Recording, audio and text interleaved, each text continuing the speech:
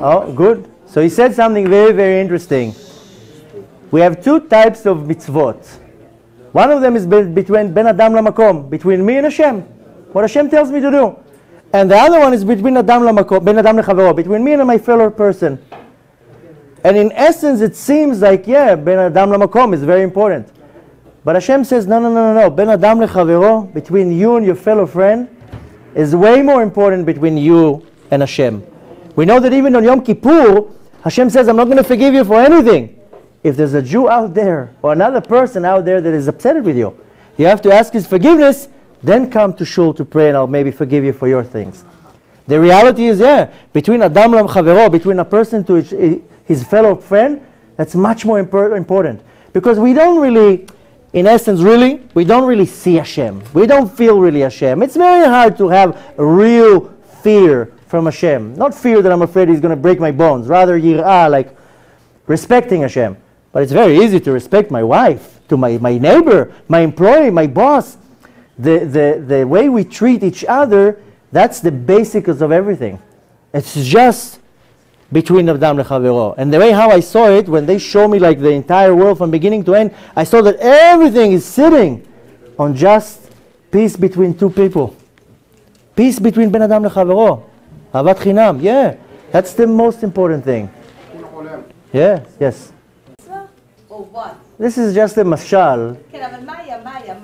What was the point that you say? The point is that some people, forget about how he was running after the bus.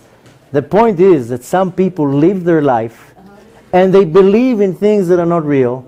They chase things that have nothing, and they end up coming to the end of the day, like I felt in the cab, that I wasted 28 years of my life. I had a lot of money then. I had traveled all over the world. I was in the army. I was this. I had a diploma. I thought, I'm like, wow, look at me. I didn't have one mitzvah. I missed the point, as they say in America. I lived my life like, oh, I'm good. I have everything that I want. But you know what? The fancy car stayed at home. And everything that I acquired is nothing. That's when I realized, that's a shtut. You know what? I'm not saying it's wrong to run after the physical things. You need a good job. You want a nice house. You want to live comfortably. But don't neglect Hashem. You can have a beautiful house and keep Shabbat in it. And you can have a beautiful car and make it parked on Shabbat. And you can use that beautiful car to go to shul every day. There's nothing wrong with running after the physical. Lever. It says Jews have to be rich and comfortable. When a person is comfortable, it's easier to serve Hashem. Hashem doesn't want you to be a person to be poor. But the point is that I and many others lives their life like as if this is important. That's the mashal, the parable of the man who was just running after nothing. So when he came to the wedding, he was empty. He didn't even have his invitation. He didn't have nothing. One mitzvah would get him through the door. You mean when you go to the Shamayim not doing mitzvah, is it what happened? They block you over there? If a person comes up to Shamayim, first of all, each person is different. I can't tell you, there's not a law for everybody.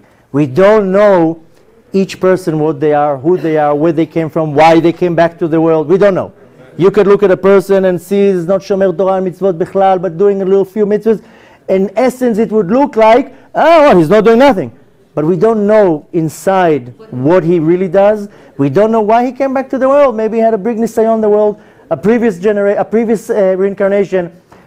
Each person is different. I can't tell you like, oh, but yes, the reason why we came down to the world, Techav I'll be with you, the Arizal HaKadosh says a soul has to come down to this world at least 3 times to complete all 613 mitzvot, b'machshava, dibur, v'maaseh, thought, speech, and deed. So could be a person in this generation that previous reincarnations did a lot of mitzvot. He just came here to complete what he's missing. Maybe you just came to this world you're missing 12 mitzvot in machshava, 4 mitzvot in maaseh, and 7 mitzvot in speech. How do you know? Anything else that you do, that's already a bonus. Hashem wanted to give you a reward, bonus, do as much as you can. So I can't tell you, oh, you don't go to Shemayim without a mitzvah. We don't know what's the mitzvah. A person can live 80 years, not do any physical mitzvah, one time, help another Jew, that's his mitzvah. So we don't know the cheshbonot. But I gave the mashal, the parable of the diamonds in the boxes. Hashem tells you, you're here for 60 years, 80 years. Pack it up. Pack it up. Why waste the time? Every mitzvah, 1 second of a mitzvah, our mind cannot fathom the reward the soul gets with 1 minute of a shiur Torah. One pasuk of Tehillim that comes out of your mouth, our mind cannot understand it. Why should I? I always give the same example. Not too long ago, I was in a lecture somewhere in Westchester. I finished a lecture like this, 7-hour lecture. I came out to the car, my mind was exploding. I came into the car, I put in the GPS exactly an hour to come home. I was like, okay, 3 o'clock in the morning, I put a nice CD, I open the windows, I start driving, air on my face, and I enjoy the music. And then I was like, wait a minute. I can now sit a whole hour, have nice wind on my face, listen to nice music, or I can put now a CD and listen to a shiur Torah the entire hour. What am I going to get? Here, I'm going to get a headache, going like this for a whole hour. My neck will hurt. Will be nice wind. Here, I get a whole hour of shiur Torah. It's the sachar, the reward of a soul in Gan Eden for 1 hour of shiur Torah. So what do I need? A headache or I need this? So this is me.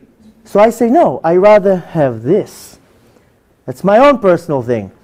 The thing is, Hashem tells you, you have 67 years, do whatever you want. You want to utilize your time like this? Fine. You want to utilize your time like that? Better. So each person gets judged completely different. Some people don't even get judged. Some people, depending on their life, each person is different. The thing is that we don't really know. Not me or anyone knows what they were reincarnated from. I don't know how much I have to fix and correct in this world. Maybe I don't have to fix and correct anything. Maybe I just came here as a bonus. There's so many details.